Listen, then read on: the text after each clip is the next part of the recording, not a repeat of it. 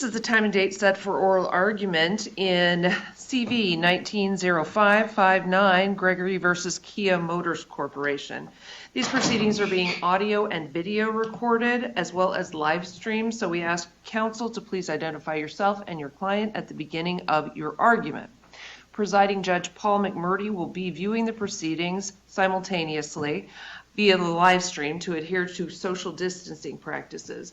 At this point, if you are comfortable, please feel free to remove your mask. If your partner sitting next to you agrees, we're far enough away, and I'm going to ask you all to remain seated and argue from a seated position into the microphone so Judge McMurdy can hear you.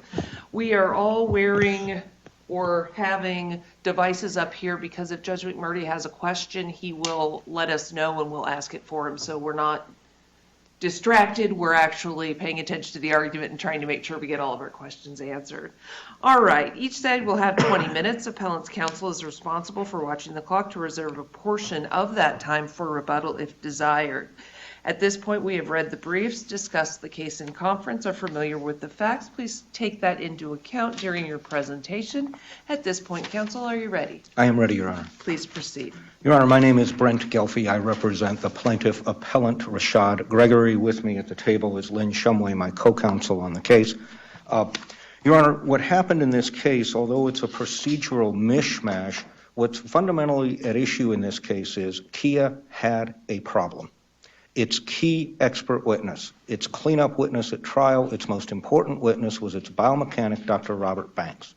Dr. Banks testified early on in the case at his first deposition, and one of the critical issues is what happened to Rashad during the milliseconds of this collision. Dr. Banks testified that Rashad moved left, and then as the car yawed, he rebounded into the door with enough force to cause deep internal injuries. That was his opinion, and it was flatly, demonstrably wrong. Now, Kia could have fixed it. Dr. Banks had an opportunity to review his deposition and make changes, and in fact he did that, but he didn't make any of these changes. 27 days before trial, in a deposition that the plaintiffs had been trying to set up for months, he, for the first time, changes his opinion. Relative to the vehicle, he says Rashad moved forward and right. That is as fundamental a difference in opinion as you can get, from left to right.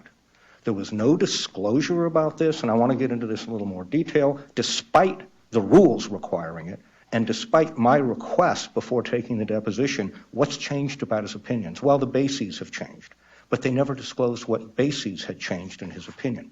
So 27 days before trial, I show up for Dr. Banks' second deposition. His opinion has fundamentally changed, and there is a plethora of new evidence that was never disclosed, even though they had it in advance of that deposition. But isn't that something you can point out to the jury during cross-examination? Your Honor, yes, and we did our best, but here's the issue. Here's the fundamental issue. 26.1 is very clear about what's required, including ongoing supplementation of disclosure. And in fact, it specifically references in advance of a deposition, not just in advance of trial, but in advance of a deposition, if you have something, disclose it. But there's also kind of this undertone, there has to be prejudice. And is there something, did your expert, did any expert say, I was unable to, I didn't have time to change my opinion or to properly address Dr. Banks' opinion? Well, two parts to that, Your Honor. We have the right to be prepared and we work with our experts in advance of a key deposition. We needed that information, not blindsided at the deposition. We needed that information. But from focus, once we get to the trial. So you have 27 days. Yes. And that's certainly a compelling argument if you're unable, if your expert needs more time and can't do something. But is there something, did you suggest to the trial court that your expert would have changed his view or would have done something differently had this information been available sooner? Well, we filed a 13 or 14 page motion the day after the deposition, and that's part of the problem, Your Honor. It was never ruled on.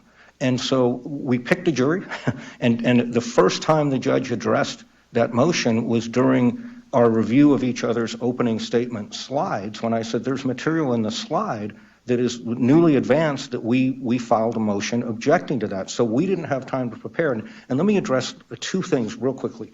One is standard of review, which is critical in this case, but two is what the rules required.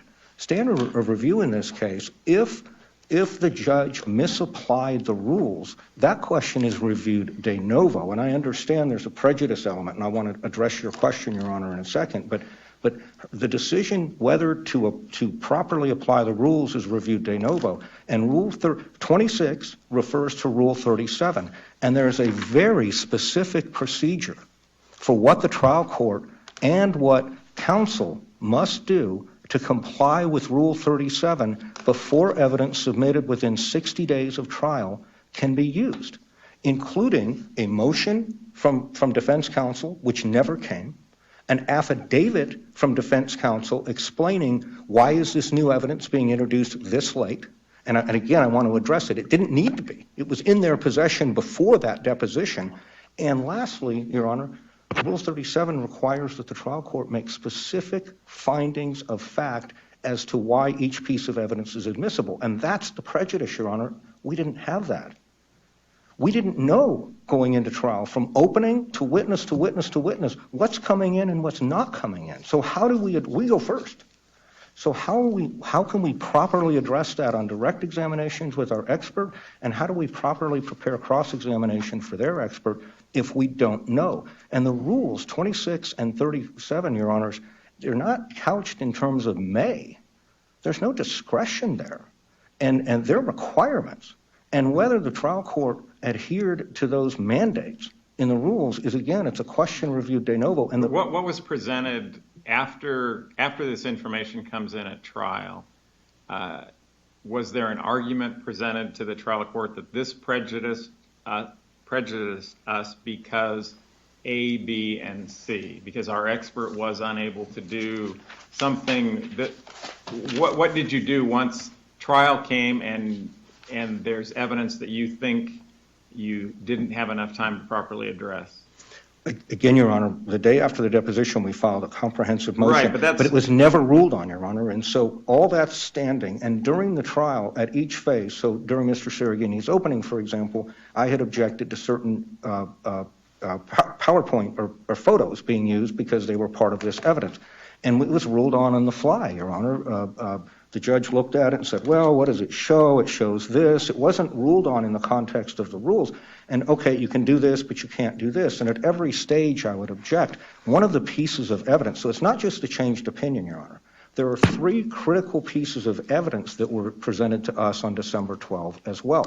One of them is this SketchUp that we keep referring to. And they say, and I'm sure Mr. Saraghini will say, well, we looked at the SketchUp in his first deposition. Sure. When he said that Rashad moved to the left, the SketchUp's an animation. It can do anything. But in the second deposition, now his testimony is Rashad moved right. So it's necessarily not the same document. It's completely different evidence in the second deposition. That was allowed to be used. Dr. Banks, again, immediately before Dr. Banks testifies is when we're finding out about this. So he's able to get on the screen and manipulate these. He testified pretty much any way he wants, like a Bugs Bunny character running off a cliff who defies gravity. When we back up, during the deposition, I know you were talking about several discovery violations, but I think Dr. Banks clarified that he failed to account for the yaw of the car in his first. Is that correct or incorrect? He says that, Your Honor, but with all due respect, Dr. Banks is a eminently qualified biomechanic. Biomechanics talk about free particles. They talk about the movement of a body within the context of a moving vehicle. He just got it wrong. And his fix is, well, you know, now the yaw of the vehicle does this and do this. It was a 4% offset collision. So the idea that Rashad is going to be moving this way, I think that may have been what he had in his mind, but the reason he had it in his mind, because that's benefited Kia's case. He said, we went left and then he slams into the door and that causes all these injuries. But it was flatly a wrong opinion. And of course he's accounting for yaw. The whole analysis, he had the free particle analysis, the first one, in his possession. Let's talk about the first two. I don't see anywhere where you point out a difference in the free particle analysis prepared by the first person and the free particle analysis prepared by the second person. What was the difference between the two? It was minuscule, and he testified as much, and we would say as much. We believe the second one, and let me just back up a hair, Your Honor. They hired a new reconstructionist, Mr. Stevens. Because the first one Mr. died, Levitt I died, believe. yes. And Mr. Stevens was deposed by my co-counsel, did not produce a free particle analysis because he said, well, Levitt's is good. It's fine. So when I arrive at the deposition on December 12th, suddenly there's a new free particle analysis prepared by Mr. Stevens.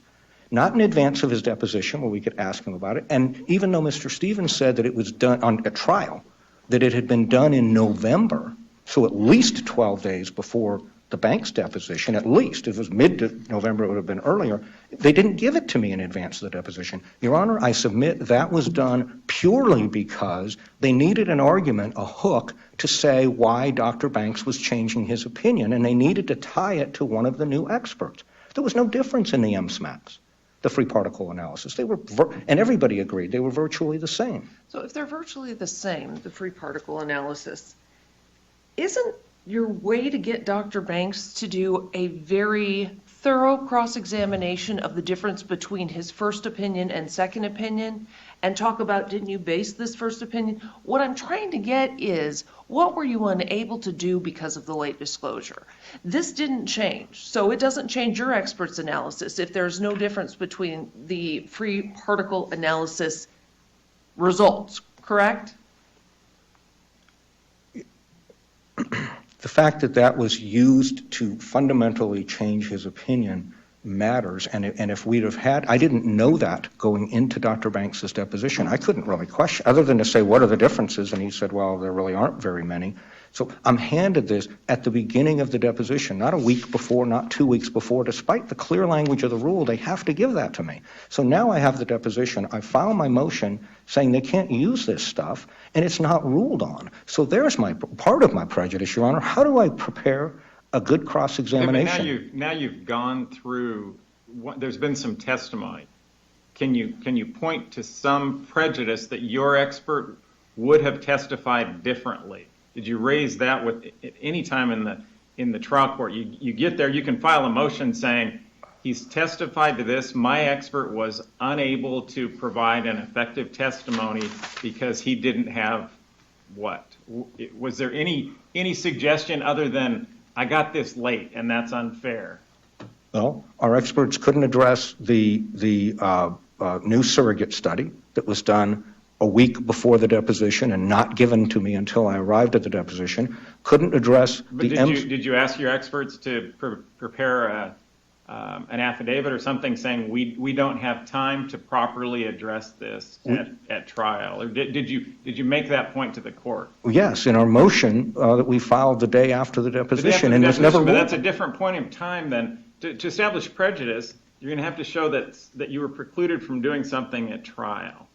Our experts were not permitted to prepare properly. Their opinions had been given long before. Now there's a fundamentally different opinion by the key expert. Did you ask for more time for them to be able to change their opinion? It's a different question than just they gave me something too late. If your experts aren't going to change their opinion, there's no prejudice, even if it was given to you the day before trial.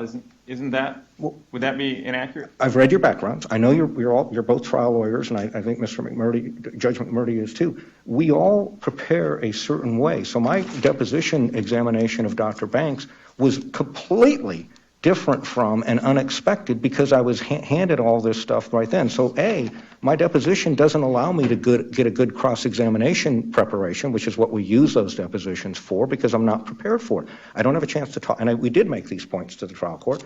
Our experts can't analyze what they did and say, well, Brent, here's where they're wrong, here's what you need to ask him about, he's making a mistake here, or he's misstating something here. None of the benefit of that during the deposition. So now I'm going into the trial, Your Honor, and our experts don't know which way, two things. They don't know which way the cat's going to jump in terms of the judge's ruling. So what is Dr. Banks going to be able to say? We never got guidance, despite the clear language of Rule 37 that she needed to give us guidance. And they're testifying first. And lastly, the most important point is, Your Honor, there's no everything had been fully disclosed by them. There's no, in this 27 days of them now submitting, if they would have submitted new opinions, and there was no reason to submit them because we're saying none of this other stuff should come in, now we're looking at a delay in a trial in a case that's 5 years old. And the plaintiff shouldn't have to pick between delaying the trial and because they came up with a bunch of stuff last minute. Not only last minute, Your Honor, not just December 12th. They had this stuff. They had the MSMAC in November. They could have done the surrogate study whenever, but they had it a week before that deposition. Stevens created the MSMAC after his deposition. We could even talk to the guy that created the MSMAC to fine-tune, as your question asked, Judge Campbell, to fine-tune what's the difference between this MSMAC and that. My first opportunity to do that would have been cross-examining Stevens at trial, and I can't go through that exercise with a jury in front of me. And so, I apologize, Your Honor.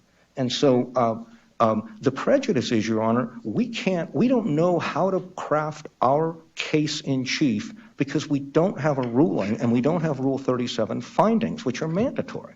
With those findings, we then know what we can do. We know what's coming in. We know what's disallowed. We can have our experts address those things that are coming in or not coming in, and we can cross-examine appropriately. But as it is, during our entire case in chief, we don't have a final ruling on this stuff. So we're in the dark. I can't have my experts address something. And the few things that did sort of leak into our case in chief, they cite in their response to our motion to say, well, look, they brought it up. It's their fault for doing that. So, it's really between a rock and a hard place, Your Honor, in terms of what we're allowed to do or not to do at trial. That's the prejudice. And our experts can't prepare something different because they don't know what's coming in and what's not coming in. And I can't have them prepare two cases. And I guess I hate to go back to what I've probably already asked. After trial, don't you have an opportunity to file a motion explaining what we were unable to do? This is what my expert would have testified. This would have been different. There still is this prejudice analysis, and I understand the point you're making, that it's much more difficult and that's prejudicial. But the type of prejudice we're talking about here is how would the case have been different? And if you come back and if your expert doesn't say, I would have done something different, or you can't point to something that I would have done something different, the fact that it was awkward and uncomfortable doesn't establish prejudice. But Your Honor, we did file a motion for new trial afterward, where we made many of these same points. Did you highlight what the expert would have said differently? Now, given this information that came in at trial, if we had known this earlier, the expert would have testified differently. Your Honor, we did not go into that level of detail, but that's why Rule 37 exists, in a mandatory rule that there has to be specific findings about newly disclosed evidence. That gives us guidance. It gives the plaintiff the opportunity to then tailor their case and decide how to present that case and decide how to cross-examine their experts.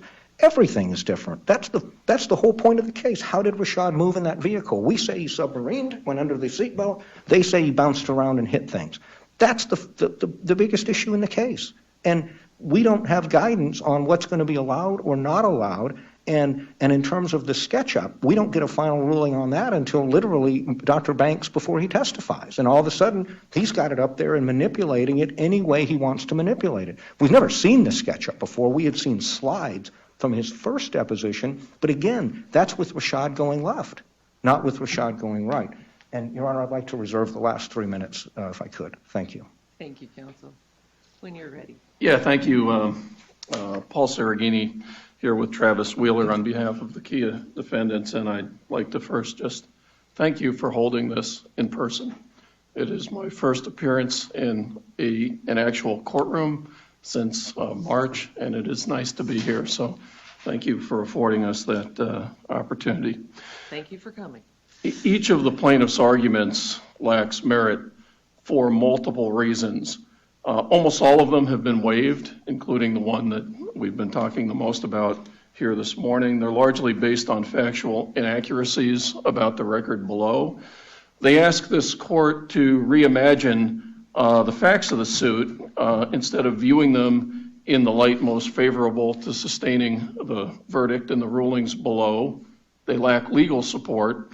And they asked this court, to disregard the broad discretion that Judge Sanders had in dealing with discovery and evidentiary matters. Let's talk about the discovery and evidentiary matters. 27 days before trial, a motion is filed by the plaintiff's counsel, and that motion is not ruled on pre-trial. You don't see that to be a problem? Not in the least. Not in the least. And remember, Judge Sanders had been holding discovery hearings. There had been one earlier in November. She was well acquainted with this case. She knows, as the trial judge, the facts. She can sort through these things very quickly. She is there handling this case through the discovery that included a very unfortunate and untimely death of one of our experts. The plaintiffs had sought to use some evidence that they came up with kind of late in the game. The judge knew that in the couple of months before the trial, there were eight expert depositions that had occurred in the run-up. So all of this she is well acquainted with. The plaintiff's counsel was asked some very straightforward questions. Did any plaintiff expert say I didn't have a chance to respond to the bank's deposition? No. There's no affidavit. There's no cite to anything. There was no explanation at trial that something couldn't be done. Even in that motion they filed right after Banks, they didn't say to the court, hey, we have, this came up. We need a quick ruling because we might need to continue the trial. Our expert might need to do some work. We need, some guidance here on discovery things. They made a strategic, tactical decision at that point that they just wanted to try to get it excluded. Why? Because they knew it wasn't new. They knew it wasn't material. And it was a lot of noise about not substance, but trying to find some technical argument to limit some of Dr. Banks's testimony. That's all this is about. Did the plaintiff tell the court that they were prejudiced because some plaintiff's expert or the plaintiff's lawyer couldn't do A, B, or C? No, never, not once.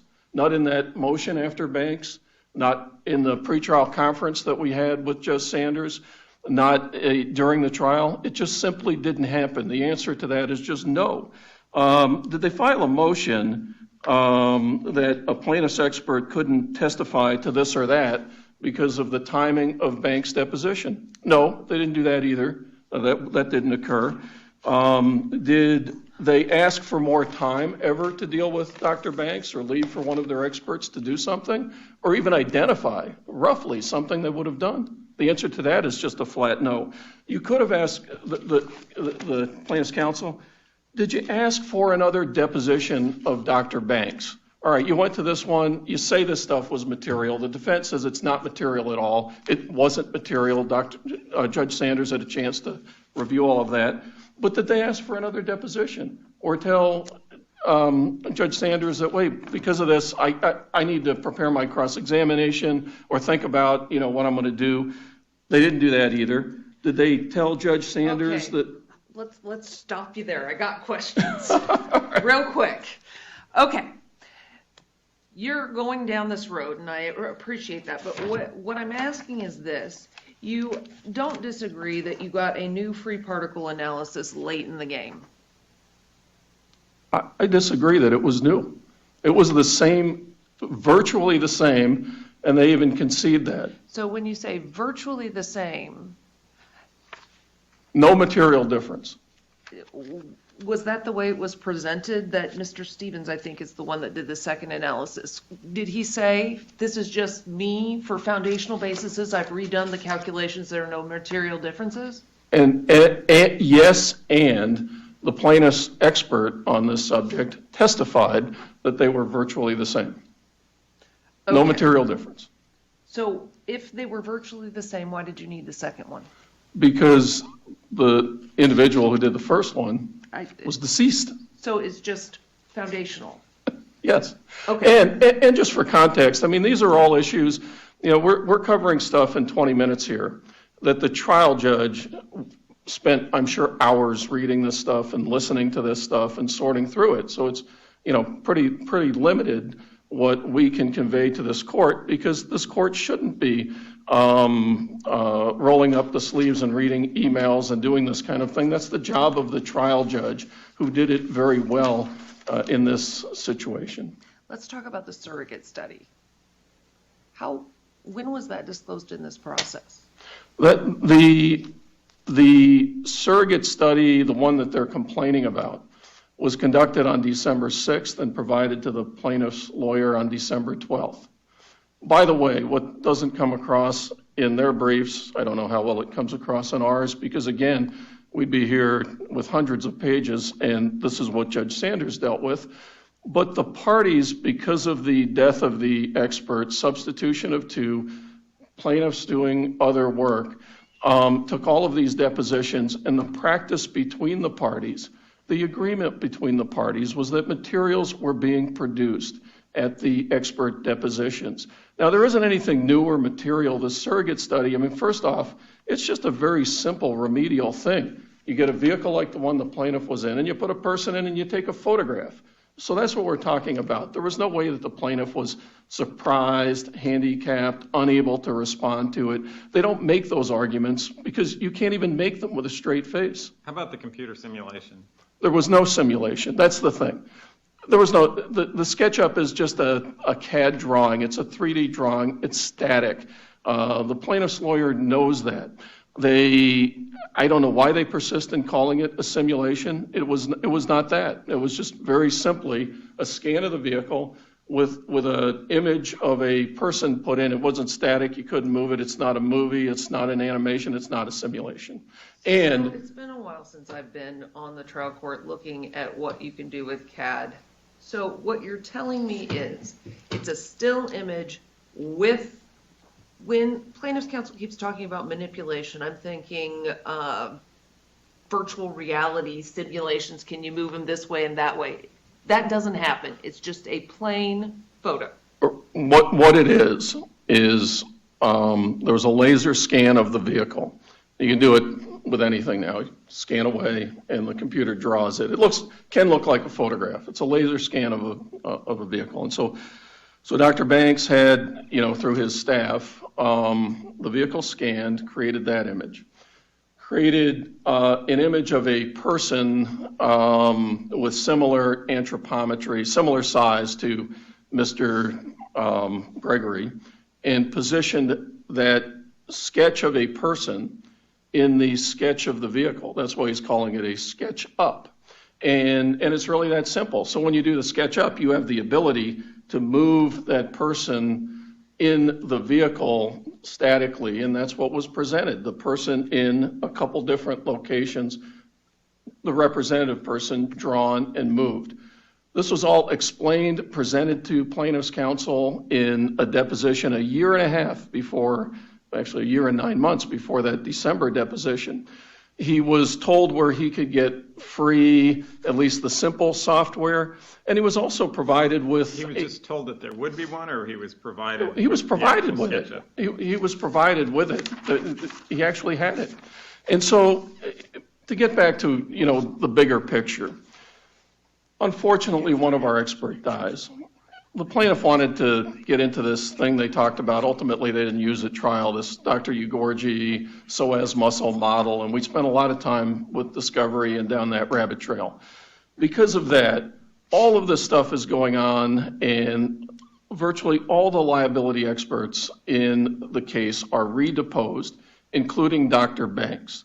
The plaintiffs say, well, I sent these emails, I wanted his material before the deposition. If you read the email, which they reproduced in part at page 3 and page 23 of the opening brief, they say they want to evaluate whether to take the deposition or not whether to get the material to evaluate or prepare for the deposition. They were just trying to assess whether to take the deposition, is what they say. They say that they need it before December 19th. They got it December 12th. All of these things were happening with an understanding between the parties, with the knowledge of the trial court. And so they get the deposition. They don't go to the trial court and say, hey, we need to have our experts do some more work. I need another deposition. I need some time to prepare. In fact, one of the things that's curious in their reply brief and it's in a footnote on, I believe, page 15. They say something to the effect that had we have known this was going to happen, we would have asked for the later trial date.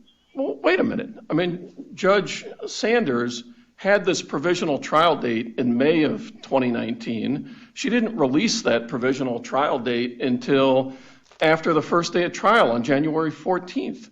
That was always available to them if they wanted it. They could have just said, hey, Judge, we need some more time. We want that later trial date. In fact, when all this discovery was going on, it was the plaintiff who was pushing this case to this trial date. I also wanted, I think that this addresses all of these questions. If you look at the plaintiff's objection to Dr. Banks's testimony that they had made, and Judge Sanders is dealing with their motion, she asked them, what is it here that you're really objecting to? What is it that you, of this Dr. Banks work that you're objecting to? And very clearly, they say to her that it's the surrogate work, and they at that point waived all of these other objections to the new opinion, or which really isn't new, or to the free particle. And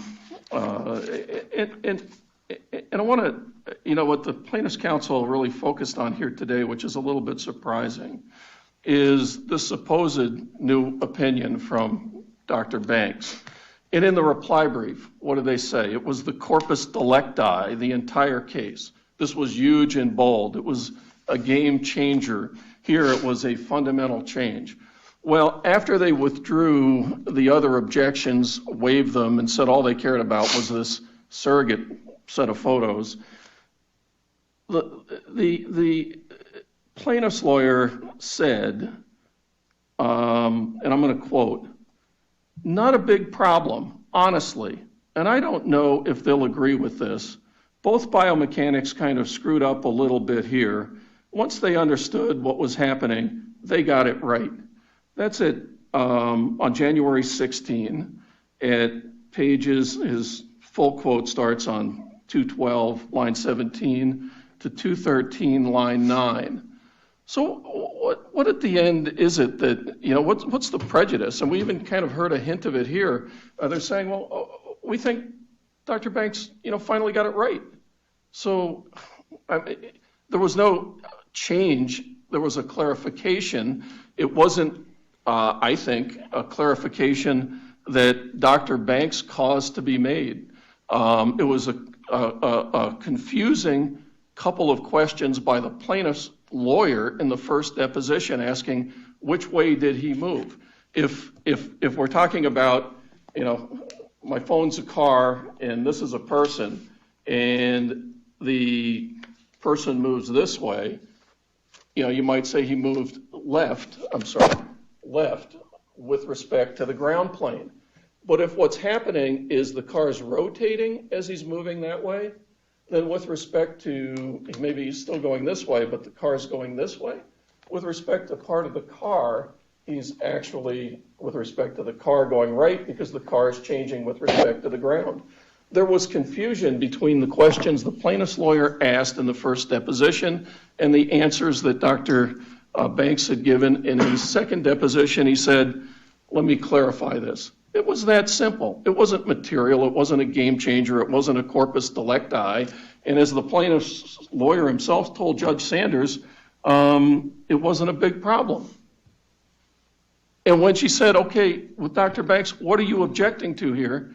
The only thing he talked about were these simple surrogate photos. And hence, that's the answer to one more question you could have asked is, why didn't you tell Judge Sanders you needed more time? Why didn't you list things your experts couldn't do? Or why can't you tell us, you say you couldn't prepare cross or it wasn't as good as you wanted it to be, but what is it that you would have done? The answer is there isn't anything because there was nothing material about these things that came up. in the bank's deposition, and they came up when they did because of the context of this expert discovery that was redone in the months before trial. We've got 4 minutes and 3 seconds left. Okay, so let me turn to a couple of the other issues then and try to address them in a couple of minutes each. The plaintiff's argument on medical marijuana use, they've got no support whatsoever for the claim that the Arizona Medical Marijuana Act created some kind of gag rule for medical marijuana evidence in a civil action. They cite no case. They have no support to say that the word penalty or the words denial of any right or privilege refer to the admissibility of relevant evidence in a civil case. No support for that whatsoever. Their reply brief cites 3 cases for the first time, 2 Florida cases of Goins and Nobles, a Fifth Circuit case of Harless. Those cases didn't involve a medical marijuana act interpretation. They didn't involve the legal use of medical marijuana. They don't involve comparable facts to this case. They have nothing relevant to the case that's before this court. Could you address the federal minimum standards, the safety standards, the compliance with them? Yes, I'd be happy to do that. So to start out with, the plaintiff's arguments about the admissibility of evidence related to FMVSS and NCAP are fatally procedurally flawed. Neither the opening brief nor the reply brief cites any objectionable trial testimony. They don't cite a single question and answer. They don't cite a single trial exhibit. And that's significant. To begin with, in our answering brief, we cited Rule 13 of the Rules of Civil Appellate Procedure, and that the opening brief failed to have a citation to any of this evidence they were complaining about. Then they come out with the reply brief, and still not a single citation. It's significant because the plaintiff himself, through his lawyers and his expert witnesses, addressed FMVSS and NCAP in many, many ways. So the plaintiff's failure to cite to something specific they're complaining about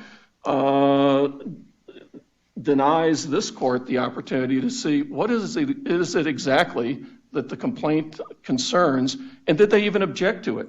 But nevertheless. Well, they did file a motion to preclude Kia's compliance with the standards. Right, it was a broad general motion, but the standards are relevant, in a lot of different ways. And when they want to say they were prejudiced by something, or that, something was confusing, or that what happened was, either improperly admitted or detrimental to the plaintiff in some way, you can't figure out what they're talking about. But Judge Sanders properly exercised her discretion to admit evidence of FMVSS and NCAP performance. The plaintiff was just simply mistaken in the trial court and here when they say that FMVSS and NCAP have nothing to do, that they're irrelevant to the seat pan. That's simply mistaken. The seat pan is part of the vehicle's unibody. It's a unified unibody construction. So that seat pan contains an integrated beam, and the beam connects the 2 sides at the bottom, the rocker sills of the car. It's an integral component to the crash performance of the vehicle. It is especially important in side impact crashes. So that was clearly explained at trial by Kia's expert on vehicle structures. When you look at that test, yeah. Your time is run. I'm going to ask you to wrap it up. Okay. When you look at that testimony, there's no objection. But just to complete this thought, and I'll be finished, the vehicle's seat belt anchors, occupant seating positions, the position, therefore, of seat belt anchors, their strength, these are all integrated with the seat pan. All of that is relevant, or FMVSS and NCAP was relevant to all of those issues and others. So Thank you for the time this morning. Thank you. Can you add 30 seconds to plaintiff's counsel's time? And you have, that will bring you up to, 3:49, I think. there we go. All right. Good job. I was waiting for Casey to get finished. Please proceed when you're Thank you, ready. Your Honor. I want to address a couple of the final points that Mr. Saragini raised. First, he said that we waived something. The quote that he read was from the bench conference we had right prior to opening statements. The issue was he had a couple of slides from the surrogate study in his opening. That's all we were addressing at that time. The record is replete. Every time these issues came up, I objected to them, and she said, you have a standing objection to all of this stuff. So there was absolutely no way. Could you address his argument that there was never a request for more time to continue the trial? Your Honor, we filed our motion, and Rule 37 means what it means. We needed to know what was coming in or not coming in. If she's going to let Don't you tell the court, if you're going to deny that, if you're going to allow this to come in, we're going to need more time to effectively address it? We did not say those words specifically, Your Honor, but remember, this case was 5 years old, and that trial date was important, and we didn't think it would come in. Honestly, we were outraged. So when you found out it was going to come in, why didn't you ask to continue the trial?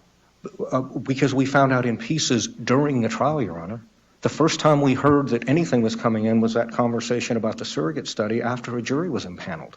It was right before we made openings, and none of the other things got ruled on except during the course of the trial. And Your Honor, I want to, he asked, of course, the plaintiff needs to answer these questions. Just, why didn't Kia file a motion? Why didn't it file an affidavit? Both are required by Rule 37 if you have new evidence within 60 days of trial. Where are the specific findings by the court? It's required by Rule 37. The Link decision is specific, that the reason that that's done is to give lawyers a chance to analyze what's coming in and not coming in and tailor their case accordingly. And we didn't get a ruling, Your Honor. It was seriatim throughout the trial. This would come in, this would come in, that would come in. There was never a definitive ruling, and certainly no specific findings of fact. Why didn't Kia make a showing that they disclosed the evidence as soon as possible? That's in the rule. It's mandatory in the rule. There's never been any of that kind of showing. Kia says Banks made only variations of his opinions, and he talked about, well, the yaw of the vehicle, right? The vehicle was moving, and he thought it was ground-based reference, not vehicle reference. Here's his first testimony, the one that he said was not clear. This is Banks.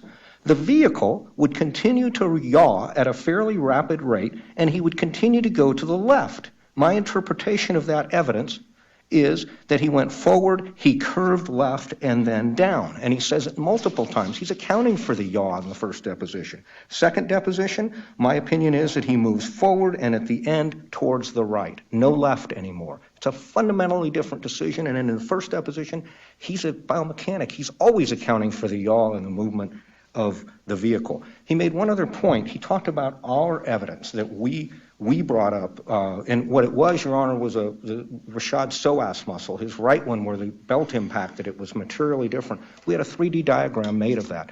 We disclosed it 8 months in advance of trial. We filed a motion as required by the rules because discovery had closed at that time. This is before Mr. Levitt's untimely death. So we followed the rules. And then once the judge ruled that it was allowed, they went through a lengthy discovery process about how the 3D model was made. They deposed the artist. They deposed the radiologist who actually made the model. They did a bunch of other work to make that happen. Your Honor, the rule either means what it says or it doesn't, and it's shall and must, and none of those things happen. No affidavit, no motion, no specific findings of fact, and we were greatly prejudiced throughout this trial. We didn't have any guidance, Your Honor. Thank you. Thank you, counsel. I thank you both for your argument. I thank you for braving the coronavirus times. I'm going to ask you to put your mask back on when you go out into the common areas. We're going to take this matter under advisement. We'll issue a written ruling in due course. Be safe, gentlemen. Thank you again for having us down. Thank you for coming.